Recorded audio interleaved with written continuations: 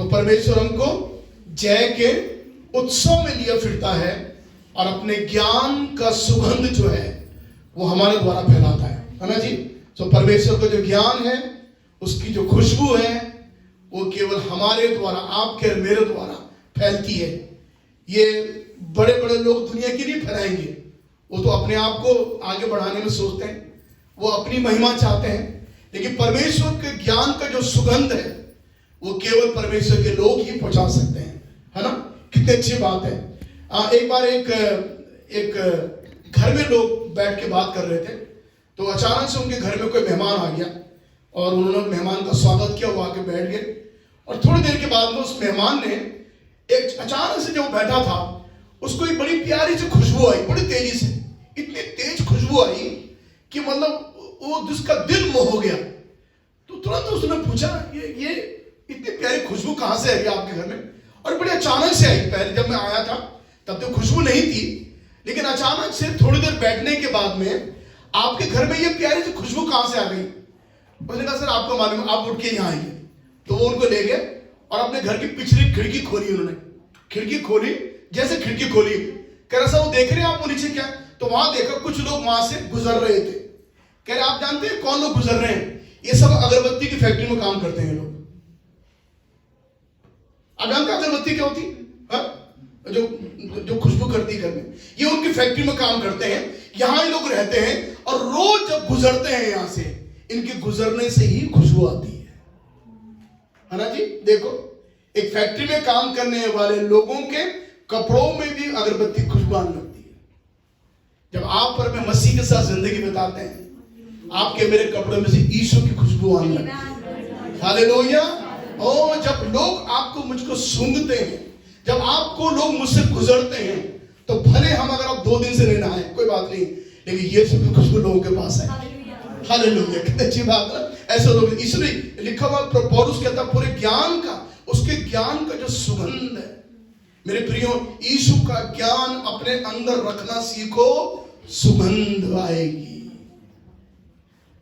जो पाप की बदबू मनुष्य के जीवन में थी, जो पाप की गंदगी हमारे जीवन में होती है, यीशु के आने के बाद वो सारी गंदगी की बदबू समाप्त हो जाती है। यीशु की खुशबू हमारे अंदर आने लगती है ना जी। कितना अच्छा लगता है। धन्यवाद हो प्रभु का। कई बार हमारे घरों में अच्छी खुशबू नहीं है, लेकिन जब लोग हमारे घर में आते हैं, यीशु की खुशबू को लगना चाहिए। यहाँ प्रभु के लोग रहते हैं। हालेलुया। यहाँ वो लोग रहते हैं जो सचमुच में यीशु की आराधना करते हैं। आपकी आराधना बड़ी अद्भुत होती है, और आपकी आराधना ही है जो आपके अंदर खुशबू को लेके आती है। आपकी प्रार्थना है जो आपके अंदर खुशबू को लेके आती है। प्रभु यीशु के साथ बिताया हुआ जीवन आपके अंदर खुशबू को लेके आता है मेरे प्रियो। हालेलुया। इस बदबूदार जिंदगी में परमेश्वर हमको खुशबू देकर लोगों के जीवन को मोह ले लेता है। लोग कहते हैं बड़ी अच्छी प्यारी खुशबू आई। कई बार आप जाओ कभी बाजारों में, आप देखते हैं लोग बहुत पाउडर लगा के खुशबू निकलते हैं, तो बड़ी अच्छी सी आती है ना। कितनी बड़ी, कुछ दुकानों से बड़ी खुशबू आती है कि दुकानों में घुस के आप देखो, वहां उन्होंने परफ्यूम छिड़का रहता है, बड़ी प्यारी खुशबू आती है। जब आप यहाँ भवन में आते हैं, हम भी बड़ी महंगी वाली छिड़कते हैं यहाँ पर आपके लिए, है ना जी। हम चाहते हैं खुशबू बनी रहे। ये तो दुनिया की खुशबू है, और ये थोड़ी समय की खुशबू, ये उड़ जाएगी। लेकिन जो खुशबू यीशु की आपकी जिंदगी में, वो कभी नहीं उड़ेगी। हालेलुया। हमेशा आप महकते रहेंगे, और प्रभु के काम में आप आगे बढ़ते चले जाएंगे। मैंने व्हाट्सएप में एक विषय डाला था आपके सामने, और वहां पर एक स्त्री के बारे में है जो सामरिया की स्त्री है, और वो यूहन्ना के 4 अध्याय में हमको मिलता है पढ़ने के लिए। ये एक ऐसी स्त्री है जो कुएं में पानी भरने को आई थी, और सब जानते हैं इसको। कभी प्रभु ने चाहा तो मैं एक वीडियो आपको दिखाऊंगा, लेकिन आज में अच्छा लाइट भी नहीं है अभी। ऐसे मेरी इच्छा थी कि मैं दिखाऊं वीडियो आपको, लेकिन लाइट ना होने से वो अभी देख नहीं पाते आप। लेकिन कभी दोबारा मैं इस वीडियो को जरूर दिखाऊंगा। बड़ा छोटा सा वीडियो है। इसमें एक स्त्री है जो सामरिया के रहने वाली है, और वो कुएं में पानी भरने को आती है। मैं कहानी को बहुत छोटी करके अपने खास मुद्दे में मैं आना चाहता हूं। और ये स्त्री जो थी, ये दोपहर के समय पानी भरने के लिए उस कुएं पे आई। मैं उस कुएं पे गया हूं, और मैंने अपनी आंखों से उस कुएं को देखा है जहां पर वो पानी भरने को आई थी। इस कुएं को में जो सामरिया के लोग हैं वो ये दावा करते हैं कि ये कुआं जो है हमारे बाप याकूब ने हमको दिया है, ऐसे करके। तो ये बहुत बड़ी बात थी उन लोगों के लिए कि ये कुआं याकूब ने हमको दिया है। ओके, सो ये दोपहर के समय पानी भरने को आई थी और उसकी घड़ी लिखी हुई है किस घड़ी में वो वहां आई थी। ये वो स्त्री थी जो इसकी जो क्वालिटी है इस स्त्री की, जो बातें हैं, मैं इसको बाद में आपके सामने रखना चाहूंगा। मैं शुरू में इस बात को नहीं कहना चाहता हूं, लेकिन ये स्त्री जिस वक्त पानी भरने कुएं में आई थी, उस समय कुएं में कोई पानी भरने नहीं आता था। सब लोग जो कुएं में पानी भरते हैं, आप जानते हैं गांव में रहने वाले, हम सब सुबह के टाइम में पानी भरने जाते हैं, या लोग शाम के वक्त में जाते हैं, थोड़ा ठंडा हो जाता है जब, तभी भी। एक घर से गांव से अगर कुएं में पानी भरने आएंगे तो दोपहर में आना तो ठीक नहीं है, क्योंकि आप गर्मी में आप पानी भरने आएंगे तो उसमें आपको बहुत परेशानी होगी। तो ज्यादातर ये काम नियम लोगों ने बनाया हुआ है कि जब लोग पानी भरते हैं कुएं में तो सुबह के वक्त में आते हैं। सुबह में अच्छा ठंडा रहता है, पानी भरकर घर तक ले जाने में कोई समस्या नहीं है, या शाम के वक्त में लोग करते हैं। लेकिन दोपहर के बीच घड़ी में 12 बजे कुएं में पानी भरना लोग नहीं पसंद करते हैं, क्योंकि वो समय उनका नहीं होता। वो अपने घर में दोपहर की इतनी तेज धूप में वो लोग घर में रहते हैं। और आप जानते हैं इजराइल का पूरा जो देश है दोपहर में कितना तपता है, चाहे वो कौन सा महीना क्यों ना होने पाए, उसका कुछ कारण है।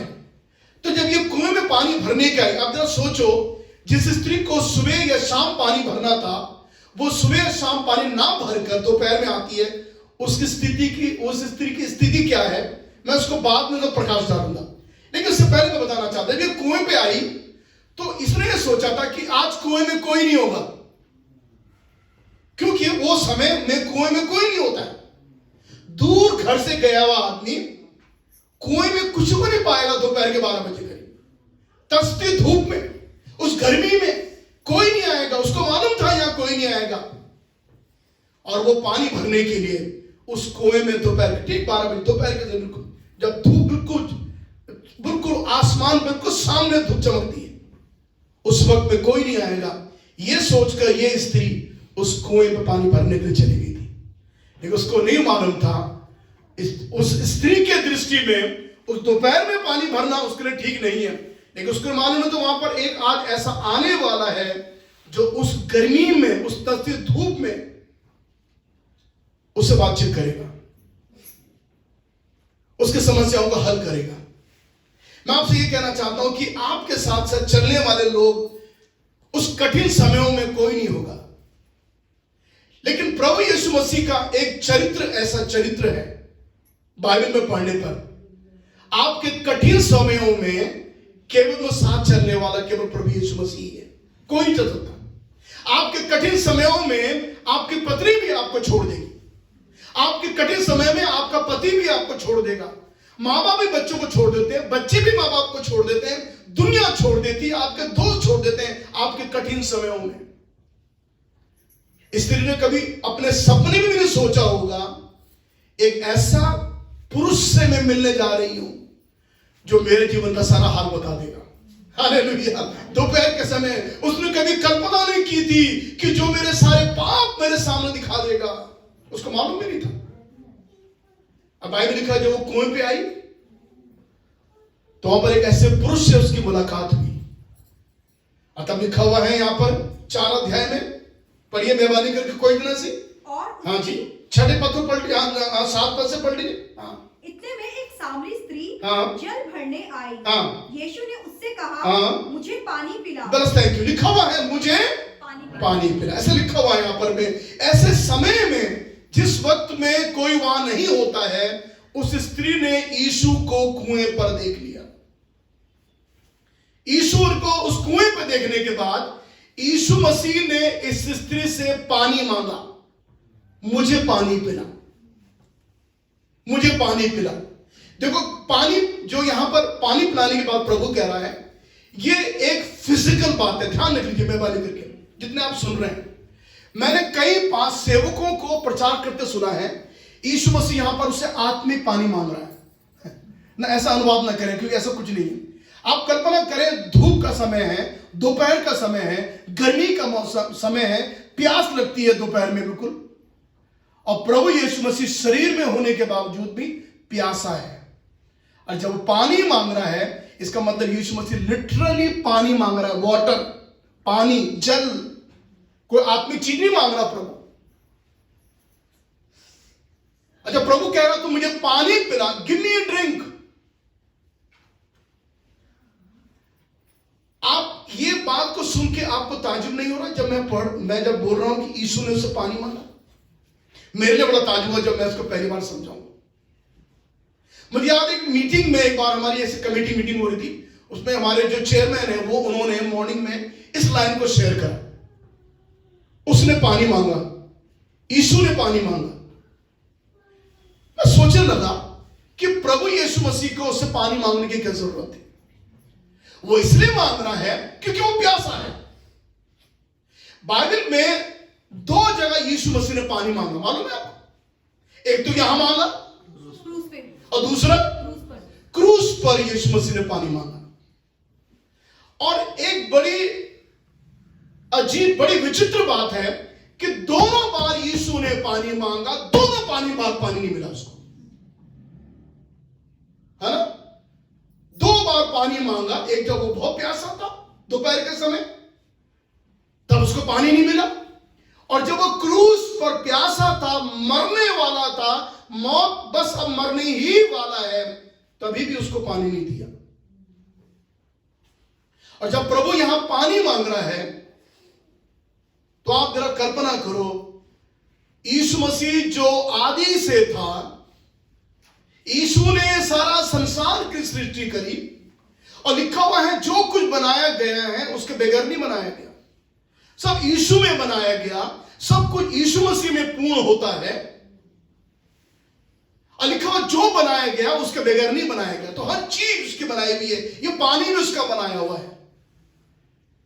सब चीजों का बनाने वाला प्रभु आज एक साधारण स्त्री से पानी मांगता है। देखिए, मेरे पास 6 बाइबल के पद ऐसे, अब मैं चाहता हूं कि 6 लोग इस पद को अलग अलग तरीके से पढ़ें। 6 लोग अपनी 6 बाइबल को खोलें। मैं रेफरेंस आपको दे रहा हूं, और जब मैं रेफरेंस दे दूंगा आप बाइबल खोल देंगे, उसके बाद एक एक करके पढ़ना शुरू करेंगे।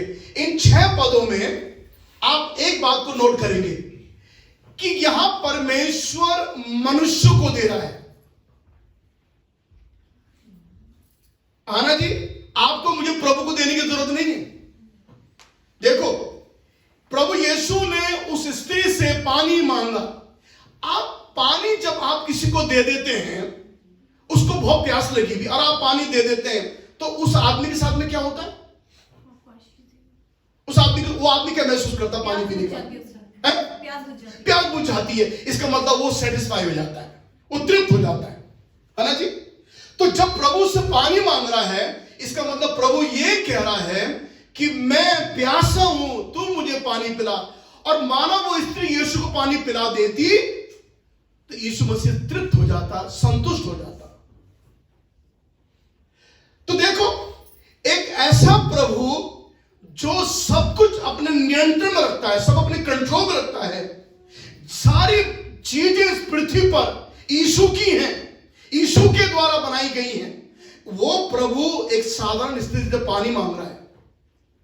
तो ये जो पद मैं आपको 6 देने जा रहा हूं, ये पद आपको दर्शाएंगे अलग अलग तरीके से कि परमेश्वर मनुष्य को संतुष्ट करता है, परमेश्वर मनुष्य को तृप्त करता है, परमेश्वर मनुष्य को सेटिस्फाई करता है। और इन पदों को पढ़ने के बाद आपको लगेगा यहां यीशु मसीह कह रहा तुम मुझे सेटिस्फाई कर, जबकि परमेश्वर हमें संतुष्ट करता है, परमेश्वर हमें हमारे लिए करता है। आइए उन पदों को पढ़कर हम देखें। और देखिए, बड़े बड़े प्यारे प्यारे पद हैं। मैं चाहता हूं एक जना पढ़े भजन संहिता 91 का 16 पद, एक जना। ओके, आप खोल लीजिए, एक जन 91 16। दूसरा जन पढ़े भजन संहिता 107 9 पद, दूसरा जन पढ़ेगा, ठीक है जी, 107 9 पद। तीसरा जन पढ़ेगा यशाया 58 11, तीसरा जन। अलग अलग बाइबल खोल लीजिए, अलग अलग जन। यशाया 58 11। फिर चौथा जन खोलेगा यशाया 55 2, और पांचवा जन खोलेगा यिर्मयाह 31 उसका 25। और छठवां जन पढ़ेगा 132 भजन संगीता उसका 15 भजन। तो ये जो 6 बाइबल के पद हैं, ध्यान से सुने जो पढ़ रहे हैं उनको, और इसमें आप एक बात को कॉमन देखेंगे, सामान्य देखेंगे कि यहां परमेश्वर मनुष्य को संतुष्ट कर रहा है, या परमेश्वर मनुष्य को तृप्त कर रहा है इन चीजों से, है ना जी। तो वो 6 लोग जो हैं जिन्होंने 6 बाइबल अलग अलग खोली है, एक एक करके पढ़ना शुरू करें। जो मैंने पहला पद कहा था वो पहला पद, मैं उसको हाँ। दीर्घायु से तृप्त करूंगा, अरे बाप रे बाप, और उसके किए हुए उद्धार का दर्शन तो दिखाऊंगा। परमेश्वर कह रहा है मैं तुम्हें क्या करूंगा? दीर्घायु से क्या करूंगा? तृप्त करूंगा। लिखा हुआ है परमेश्वर तुमको, इंग्लिश में लिखा हुआ है लंबी आयु से परमेश्वर तुमको क्या करेगा? क्या करेगा? तृप्त करेगा ना। सब बोले हालेलुया। परमेश्वर कह रहा है मैं तुझे लंबी आयु से तृप्त करूंगा। नंबर 1। नंबर 2 कौन? दूसरा नंबर कौन है? क्योंकि वह अभिलाषी जीव को संतुष्ट करता है, वो तो अभिलाषी जीव को संतुष्ट करता है और भूखे को उत्तम पदार्थों से तृप्त करता है। और वो भूखे को उत्तम पदार्थ से क्या करता है? तृप्त करता है। हालेलुया। हमारा परमेश्वर कितना बड़ा परमेश्वर है, वो भूखों को तृप्त करता है। जितने दुनिया में लोग भूखे हैं उनको तृप्त करता है। और तीसरा पद, यहोवा तुझे लगातार लिए चलेगा, यहोवा तुझे लगातार लिए चले, और अकाल के समय अकाल के दिनों में तुझे तृप्त क्या करे? तुझे तृप्त तृप्त करे। और तेरी हड्डियों को बस थैंक यू। लिखा हो तेरी हड्डियों को पुष्ट करे। लिखा परमेश्वर अकाल के दिनों में तुझे तृप्त करे। तो आप देख रहे हैं कि परमेश्वर मनुष्य को तृप्त करता है।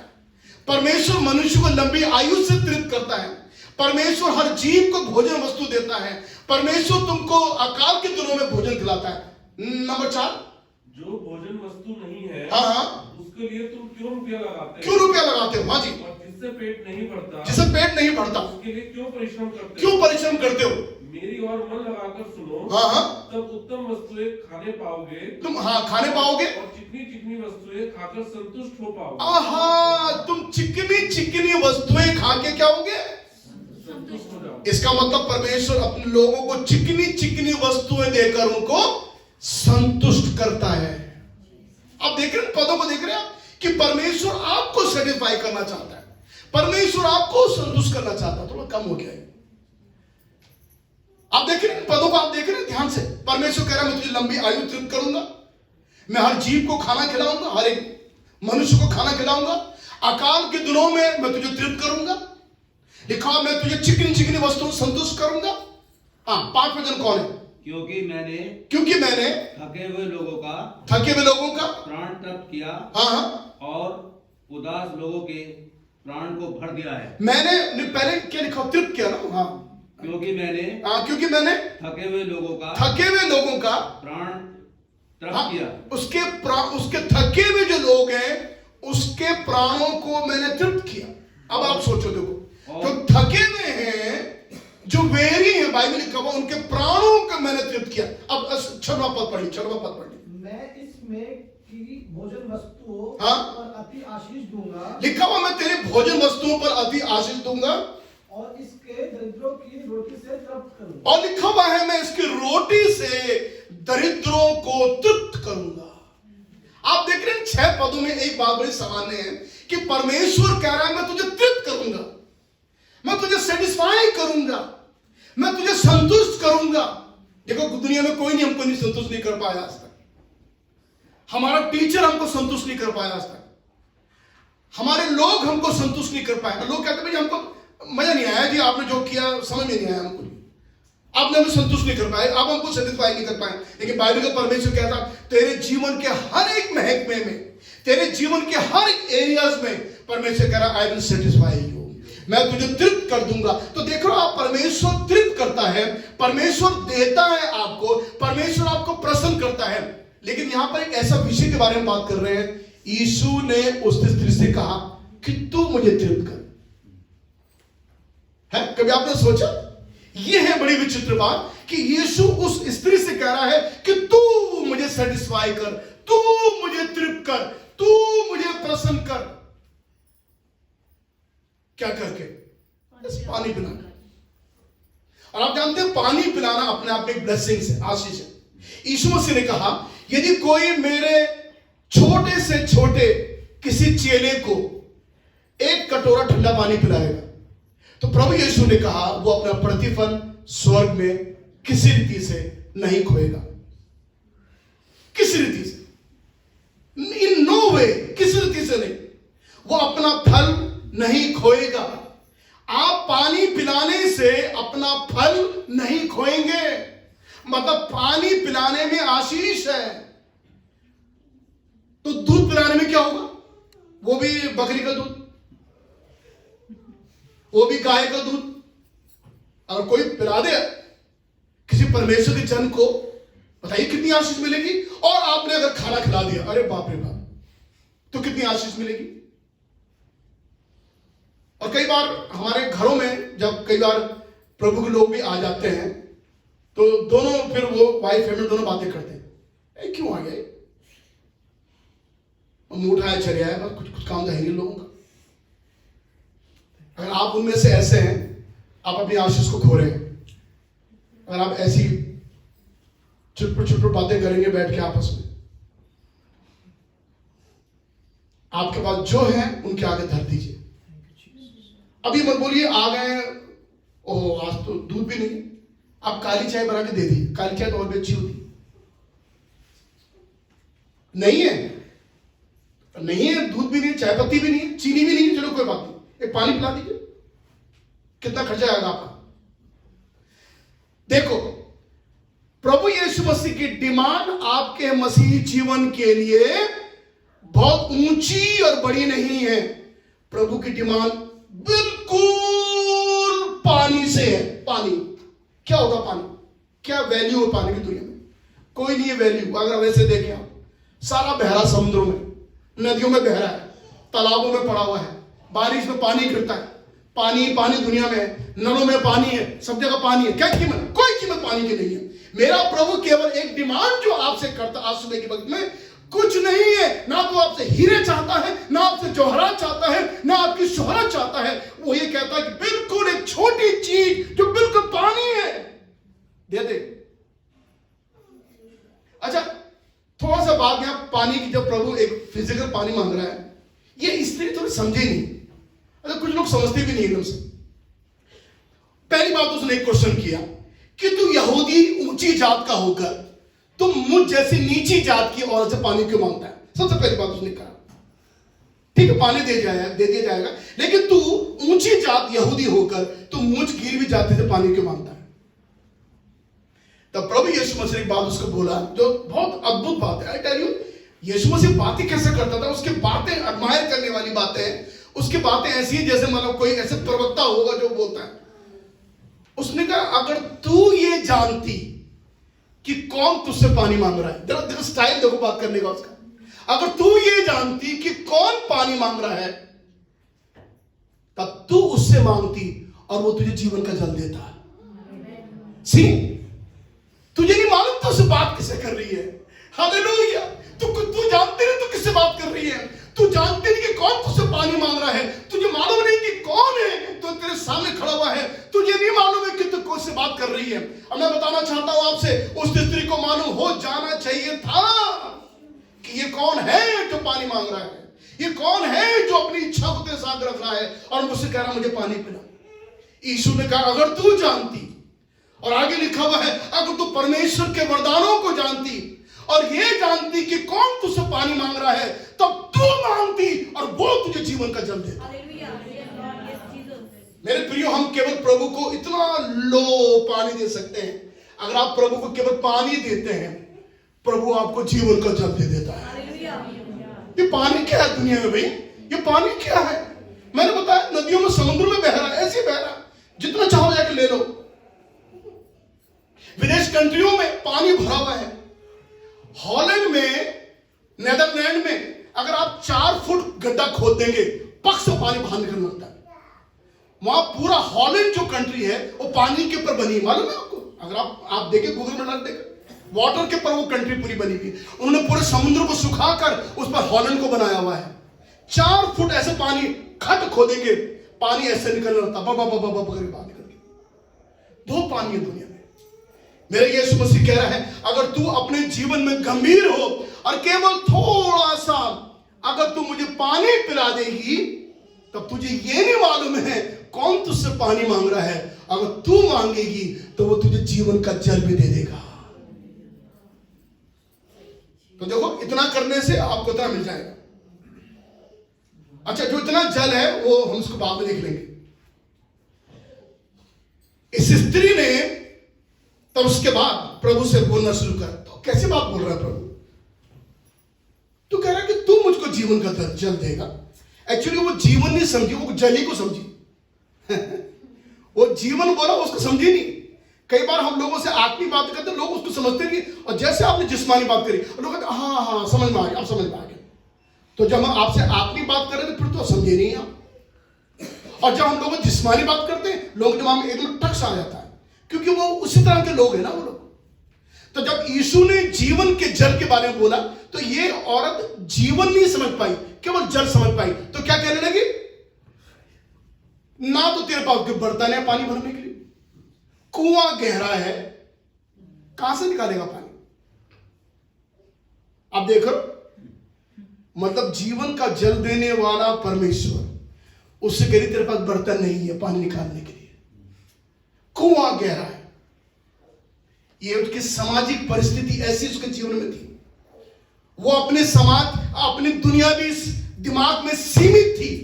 सोचती थी बर्तन नहीं, पानी नहीं, कुआं गहरा है, कैसे निकालेगा?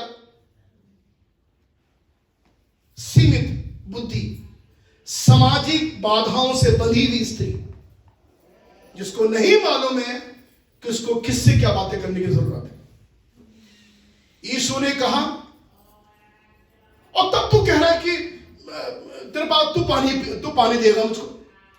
अरे पानी तो मैं पिला सकती हूं, क्योंकि मेरे पास बर्तन भी है, मैं पिला सकती, लेकिन तू पानी ही पिला सकती, तेरे पास बर्तन भी नहीं है और कुआं गहरा है, तू कैसे पिलाएगा मुझको बता? और तब एक स्त्री ने एक बहुत बड़ा दावा यीशु मसीह के सामने किया। आप सुनना चाहते हैं? उसने कहा, क्या तू हमारे बाप याकूब से बड़ा है? उस स्त्री ने कहा, क्या तू हमारे पिता याकूब से बड़ा है? यहूदी में याकूब को बहुत मानते हैं, आज भी मानते हैं, और दरअसल वो कुआं याकूब ने ही दिया था। उसने कहा, क्या तू हमारे पिता याकूब से बड़ा है? अगर वहां पर मैं होता, मैं बार बार अपने प्रीचिंग में इस बात को लाता हूं, अगर वहां पर मैं खड़ा होता और मैं कहता हूं, तू क्या कह रही? दोबारा बोल, क्या कह रही? हाँ, मैं ये कह रही थी, क्या तू हमारे पिता याकूब से बड़ा है? मेरे ध्यान से सुन, ये तेरे याकूब से बड़ा है, याकूब के बाप इसहाक से बड़ा है, इसहाक के बाप इब्राहिम से बड़ा है, ये सारे बापों से बड़ा है, ये सारे बापों के बाप, पिताओं के पिता सबसे बड़ा है। क्योंकि ये शायर ने भविष्यवाणी करी यीशु के जन्म से पहले, और उसके बाद में कह दिया ये अनंत काल का पिता होगा, father for ever lasting. Hallelujah. ये स्त्री, इसकी सोच देखो आप, कहती तो हमारा पिता याकूब से बड़ा है। हाँ, वो याकूब से बड़ा है, वो इसहाक से बड़ा है, वो इब्राहिम से बड़ा है, वो सारे दुनियाओं के पिता से बड़ा है, क्योंकि वो अनंत काल का पिता है।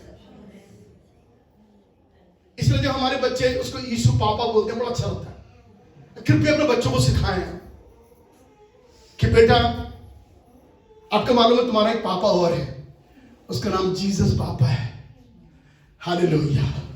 जब आपका बच्चा बड़ा होगा तो वो यीशु पापा को अपने दिल में लेके बड़ा होगा, उस यीशु पापा के संस्कारों को लेके बड़ा होगा, वो यीशु पापा के प्रेम को लेके बड़ा होगा, वो यीशु पापा के डर में बड़ा होगा।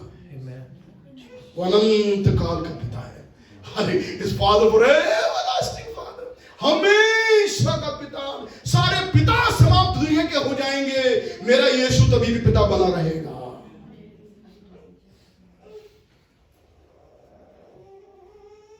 ठीक है, उसने कहा तुम मुझको दे। यीशु मसीह ने उसको बोला 12 पद में। तब प्रभु ने एक बात बोला उसको, ध्यान से सुनो उसको। यीशु ने कहा, ये जो जल, ये याकूब का कुआं, ध्यान दीजिए इसको, ये याकूब का कुआं जिसके लिए तू घमंड करती है, ये हमारा पिता याकूब का है। ये याकूब का कुएं से यदि कोई पानी पिएगा तो प्यासा रहेगा, लेकिन जो पानी मैं दूंगा वो अनंत काल तक वो प्यासा ना होगा। तो दुनिया के सारे कुएं पानी पीने के बाद में भी आप प्यासे रहेंगे। यीशु ने कहा यदि कोई मुझे विश्वास करेगा वो अनंत काल तक प्यासा ना होगा। और आगे लिखा हुआ है और उसमें उसके अंदर से जीवन की नदियां फूट निकलेंगी। तो आप जानते हैं कि प्रभु यीशु मसीह के को अपना जीवन देने के बाद में कितना कितना अच्छा जीवन हमारा हो जाता है। हमारी सारी प्यास समाप्त हो जाती है। आइए मैं दोबारा घूम के फिर वहीं आता हूं। लिखा हुआ यहां पर में यीशु ने कहा तुम ये पानी पिला। और हमने बताया और भी जब हम पानी पी लेते हैं वैसे भी फिजिकल पानी माना हमको बहुत प्यास लगी रहती है और कोई हमको गर्मियों में बहुत तेज गर्मियों में कोई फ्रिज का पानी पिला दे, ठंडा पानी और 1-2 गिलास पिला दे, पीने के बाद में जो मजा आता है इतना अच्छा मजा तो बिरयानी खाने के बाद में भी नहीं आता और ना ही मखनी और ये तमाम बड़े बड़े जो शाही खाने हैं उन पे आता है। प्यास ऐसी चीज होती है, मजा आता। हाँ मैं तो कई बार ऐसे बोलता हूँ हाँ कितना अच्छा लगा पानी पीकर। इसका मतलब मैं संतुष्ट हो चुका हूं, इसका मतलब मैं तृप्त हो चुका हूं, इसका मतलब मैं सेटिस्फाई हो चुका हूं उस पानी पीने के बाद में। ये स्त्री ने जब प्रभु यीशु को पानी देने के लिए जो पानी उसको देना चाहिए था उसने उसके लिए कोई ध्यान नहीं दिया, तो प्रभु ने उस पर ध्यान देना शुरू कर दिया। प्रभु ने कहा ठीक है तू जा अपने पति को बुला देना, चल चल कोई बात छोड़ो पानी में नहीं छोड़, जा अपने पति को बुला के। तो वो तुरंत कहने लगी मेरा पति है ही नहीं। देखो आप सुन रहे, ईश्वर ने कहा तो अपने पति को बुला के ला। उसने कहा मेरे को पति ही नहीं। तो जानते प्रभु यीशु ने क्या कहा? प्रभु यीशु ने कहा तूने ठीक कहा, तेरा कोई पति नहीं है क्योंकि तू 5 पति कर चुकी है और जिसके साथ तू अब रह रही है वो भी तेरा पति नहीं है। आप देख रहे अनंत जीवन का जल देने वाला प्रभु जल ही नहीं देता अनंत का, पर वो स्वयं अंतर्यामी है। हालेलुया। इस स्त्री ने दोपहर के समय जब एकांत के समय में उस लोनली प्लेस में उस गर्मी के समय में दोपहर की धूप में जिसने कभी कल्पना नहीं की होगी एक ऐसा पुरुष से मैं आज मिलने जा रही हूं जो मेरे सारे पाप मुझे दिखा देगा। यीशु ने कहा तूने ठीक कहा, तेरा पति नहीं क्योंकि तू 5 पति कर चुकी है। भैया हद इस स्त्री की, इस स्त्री का नाम तो गिनीज वर्ल्ड बुक रिकॉर्ड में होना चाहिए दरअसल देखा जाए तो, है ना जी, है ना जी, लिखना चाहिए था। नहीं क्यों लिखना चाहिए नाम उसका। और 5 छोड़ो आप 6 के साथ में रह रही है। और देखो ये बातें कोई और नहीं दर्शा के कह सकता है, ये कोई बातें नहीं कह सकता है, लेकिन यीशु मसीह हमारे बारे में सब कुछ जानता है। प्रभु कभी भी इस सामरिया से नहीं गुजरा था, प्रभु ने कभी इससे मुलाकात नहीं करी थी। वैसे भी यहूदी लोग सामरिया से मिलते जुलते नहीं है, प्रभु कभी भी नहीं आया। ये सबसे पहले मुलाकात थी जब यीशु ने उसको दर्शा दिया। तो 5 पति कर चुकी है, जिसके साथ तो रह रही है वो भी तेरा पति नहीं है। आज एक खास बात मैं आपसे कहने जा रहा हूं। आप जानते हैं यीशु की प्यास आप कैसे बुझा सकते हैं? जब एक पापी जो घनघोर पापी है, ऐसा गंदी हालत वाला पापी, एक पापी की भी कैटेगरी दुनिया में, एक अच्छा पापी होता है, वेरी गुड जो अच्छा होता है, और जो झूठ कम बोलता है लेकिन कम बोलता है झूठ, तो अच्छा पापी होता है, अच्छा पापी होता है। कुछ लोग होते हैं जो झूठ हैं वो सर हिला के बोल देते हैं, तुम वहां थे, इतना ही बस। कुछ लोग होते हैं आप वहां थे, हाँ मां की कसम खा के कहा तो वही था, झूठ बोल रहा देखो कितनी और कितना पक्के तरीके से और पूरे आश्वासन के साथ झूठ बोल रहा है, पक्का बिल्कुल मैं वहां था, जज साहब मैं वहां था जब मर्डर हुआ था। तो एक झूठ तो ये भी है। अब देखिए झूठ कितना बड़ा झूठ हो गया, लेकिन ये भी ठीक है, नंबर 2 का झूठ हो गया। फिर पाप देखो, पाप की भी कैटेगरीज है। हर चीज का पाप करने का जो मापदंड है, जो जिसे नापा जाता है वो अलग अलग है। 10%, 20%, 30%, 50% और उसके बाद 100%। 100% तो टू मच, बिल्कुल ज्यादा। वो तो घनघोर पापी है। तो आप देखो इसका, ये स्त्री की जो हालत है, उस हालत के अनुसार आप देखो कि वो किसके पास खड़ी है और वो किससे बात कर रही है, क्योंकि उसको नहीं मालूम है जिसके पास वो खड़ी है ये वही है जो हमारे सारे पापों को क्षमा करता है और हमारे धर्म को माफ कर देता है। तो आप जानते हैं कि सबसे बड़ी बात प्रभु को क्या संतुष्ट कर सकती है?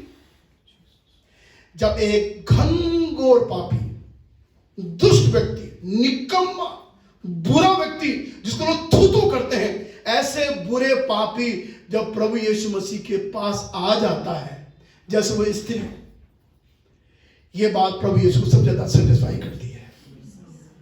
सबसे ज्यादा संतुष्ट प्रभु को यही करता है जब कोई पापी फिर कर परमेश्वर के राज्य में आ जाता है। ये सबसे ज्यादा परमेश्वर को संतुष्ट करता है।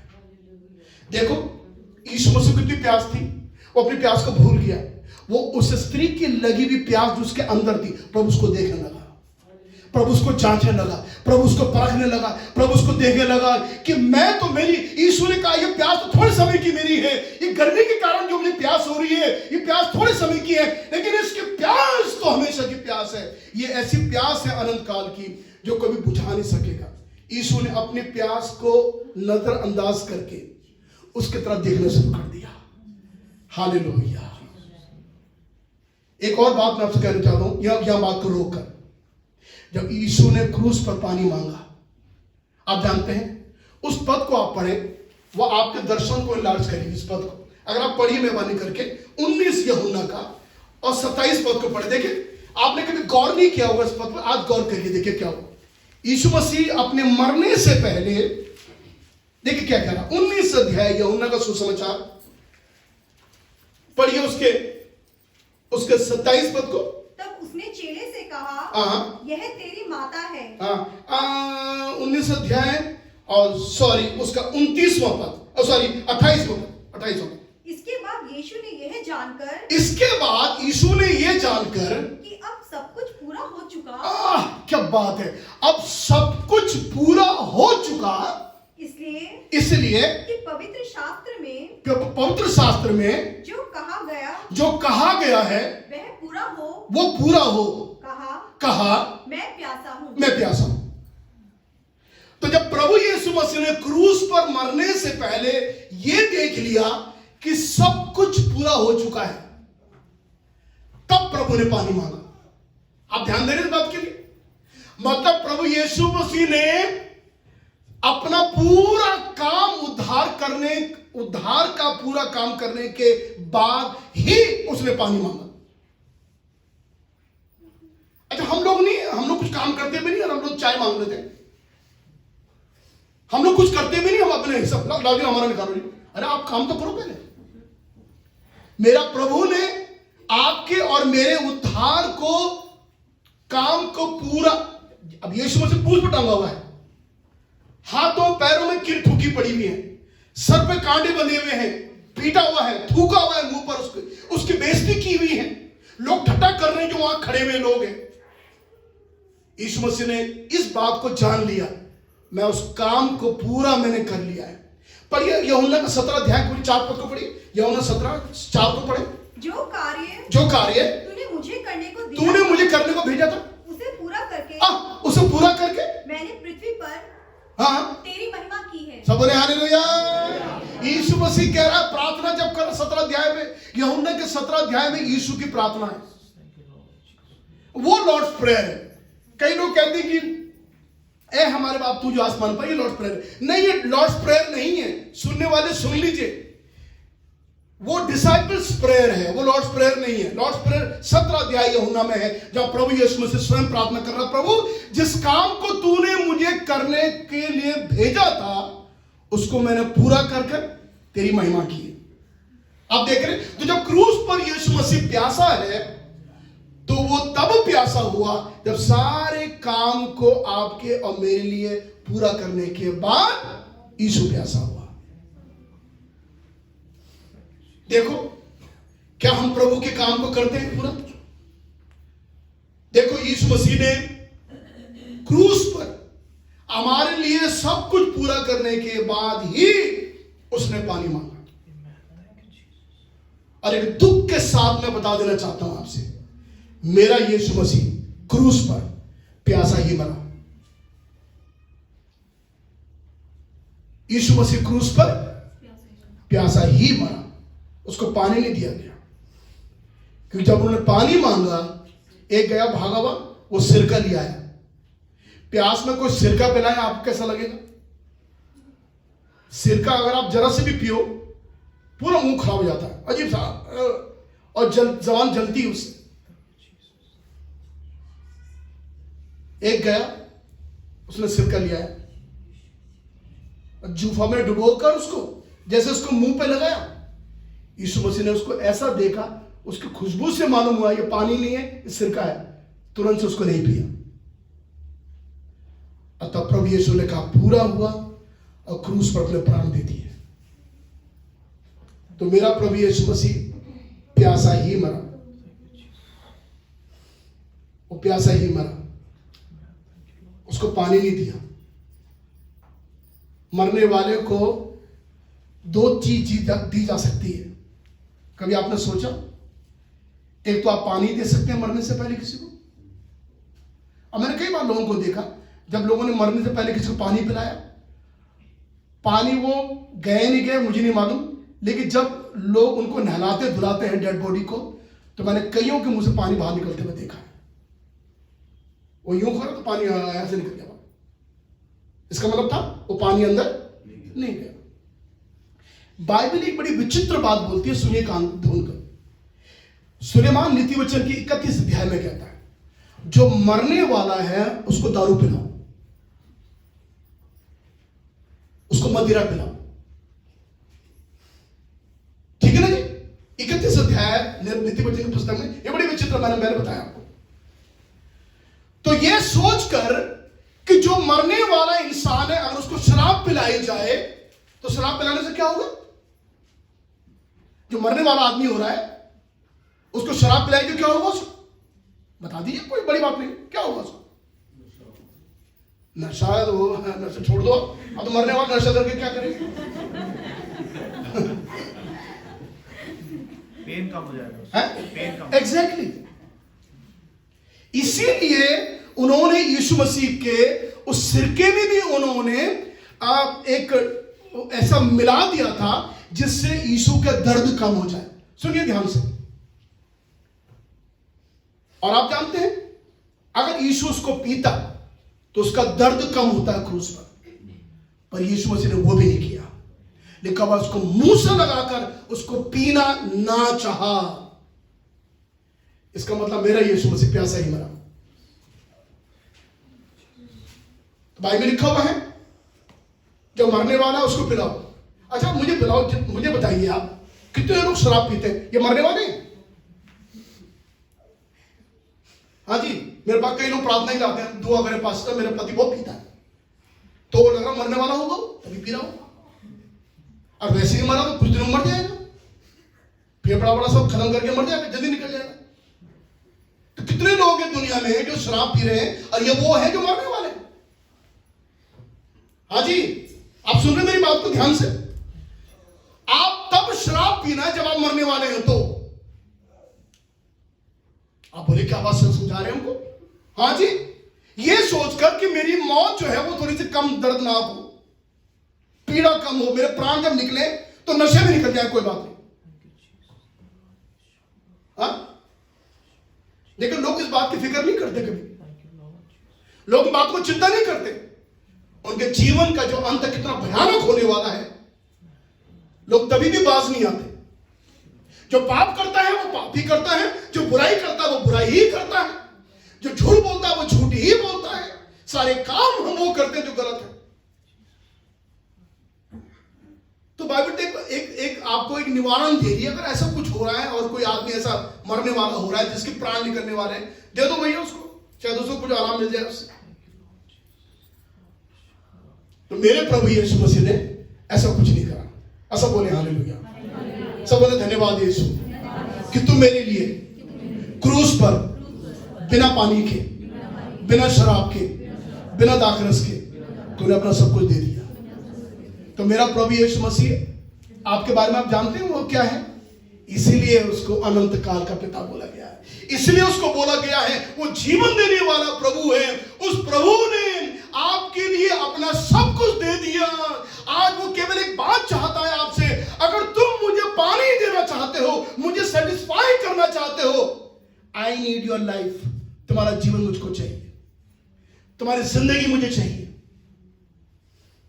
और तुम मुझे अपने का जीवन दे दोगे तो पानी से ज्यादा तुम मुझे सेटिस्फाई कर दोगे। आपका और मेरा जीवन जब प्रभु यीशु के हाथ में सौंप दिया जाता है, यह सबसे बड़ी बात है कि हम प्रभु को संतुष्ट कर सकते हैं। जब इस पापी स्त्री जो 5 पति कर चुकी थी, जिसके साथ रह रही थी, वो भी पति नहीं है, और आप जानते हैं दोपहर में क्यों आई कि पानी भरने के कुएं में? ताकि कोई उसको ये ना महसूस करे शर्म के मारे, हया के मारे, कोई बोले देखो आ रही।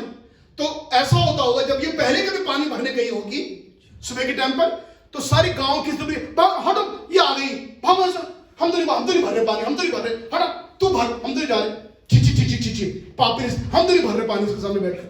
ये पापी स्त्री ये 5 पति को खा गई। तो और लोगों ने इस स्त्री को रोज इग्नोर किया होगा, रोज तिरस्कार किया होगा उस कुएं पर, लेकिन उसके मालूम ने जिस जगह में उसको तिरस्कार किया गया है, आज राजाओं का राजा और प्रभुओं का प्रभु यीशु उसके तिरस्कार लोगों के बीच में उसको सम्मान देने के लिए और उसको आदर देने के लिए प्रभु आज कुएं पर आ गया है। मेरे प्रियो, आज यीशु आपके घर में आ चुका है, यीशु आपके ऑफिस में आ चुका है, यीशु आपकी जिंदगी में आ चुका है। उस यीशु के पास आकर अपना जीवन उसके हाथ में सौंप दो, आप यीशु को संतुष्ट कर डालोगे। अपने बच्चों को सिखाएं प्रार्थना करना, अपने बच्चों को सिखाएं चर्च जाना, अपने बच्चों को सिखाएं ऑफरिंग देना। और कई बार बच्चों को माँ बाप फटाफट नोट देते, बेटा तू डाल दे, मैं डालूं तो पास्टर को मालूम हो जाए, तू डाल दे फटाफट। चल, तो बेचारे फटाफट नोट लेके बच्चे लोग, पहले सिक्के होते थे टूटे मोटे सिक्के, तो लोग वो डाल देते थे। अब फटाफट नोट माँ बाप डालेंगे तो शर्म की बात है, देखो अकल नहीं है साथ में, उसने फटाफट नोट डाल के तो बच्चों को दे देते हैं, फटाफट तू डाल दे बेटा। आप देख रहे, आप अपने बच्चों को क्या सिखाएंगे, आप खुद के सीखेंगे। ये कितनी खास बात है कि आप जाने कि आप किन किन बातों से परमेश्वर को आप संतुष्ट कर सकते हैं, किन किन चीजों से प्रभु को आप तृप्त कर सकते हैं। प्रभु ये कहता तू मुझे पानी पिला, बस केवल मुझे कुछ नहीं चाहिए। अगर तू मुझे पानी पिलाएगी मैं सेटिस्फाई हो जाऊंगा, मैं तृप्त हो जाऊंगा। ये पापी स्त्री, इसके बाद इतने पाप से लगी हुई थी। आप जानते हैं क्या हुआ, इस स्त्री ने क्या करा? अंत में बाइबल लिखा हुआ है, जब यीशु ने उसके पाप दिखा दिए, उसको बता दिया कि तू पापी स्त्री है, तू 5 पति कर चुकी है, 6 के साथ रह रही है, वो भी तेरा पति नहीं है। वो तुरंत भागी भी गई अपना घड़ा छोड़कर उस कुएं पर, वो भागी भी गई और गांव में भागी भी गई। जिस गांव में वो रहती थी वहां के लोगों को चिल्ला कर कहने लगी, आओ मेरे साथ आओ, मैं तुम्हें एक मनुष्य से मिलाऊंगी जिसने सारे पाप जो मैंने किए थे सब मुझको बता दिए। और ये वही मसीह है क्रिस्तु जिसके इंतजार हम कर रहे हैं, ये वही यीशु मसीह है जिसका इंतजार हम कर रहे हैं। और आप जानते भाई आगे लिखा हुआ है, और सारे गांव के लोगों ने उस स्त्री के कहने से प्रभु यीशु पर विश्वास किया। हालेलुया, धन्यवाद हो। कुछ सालों के बाद यीशु मसीह स्वर्ग चला गया। स्वर्ग चलने के बाद में जब चेलों ने सेवकाई को शुरू करा तो बाइबल में लिखा हुआ है, और वे जाकर सामरिया में जाकर लोगों को प्रचार करने लगे। जो सामरिया में प्रचार करना मुश्किल था, जहां पर ओपनिंग नहीं थी, एक स्त्री के कारण से सामरिया के लोगों ने प्रभु यीशु में विश्वास किया। चेलों लोगों ने जाकर वहां पर प्रचार करना शुरू कर दिया। किसके कारण से? एक स्त्री जिसने यीशु को सेटिस्फाई कर दिया। अगर आप प्रभु के लिए इस संसार में जीवन बिता रहे हैं तो ध्यान से सुनिए मेरी बात। अंत में आप प्रभु को अपना जीवन देने के बाद में, एक अच्छा जीवन व्यतीत करने के साथ में, एक आध्यात्मिक जीवन व्यतीत करने के साथ में, पवित्र जीवन व्यतीत करने के साथ में, आप ऐसा जीवन जब व्यतीत करेंगे, बहुत से लोग आपको देखने के बाद में यीशु मसीह को स्वीकार करेंगे। यह सबसे बड़ी बात प्रभु के लिए होगी कि प्रभु को आप संतुष्ट करेंगे, आप किन चीजों से प्रभु संतुष्ट कर सकते हैं, ये आज सुबह हमने देख लिया है कि अगर आप प्रभु को कोई चीज संतुष्ट कर सकती है, वो आप स्वयं हो, वो आपका जीवन है, और वो कुछ नहीं मांगता आपसे।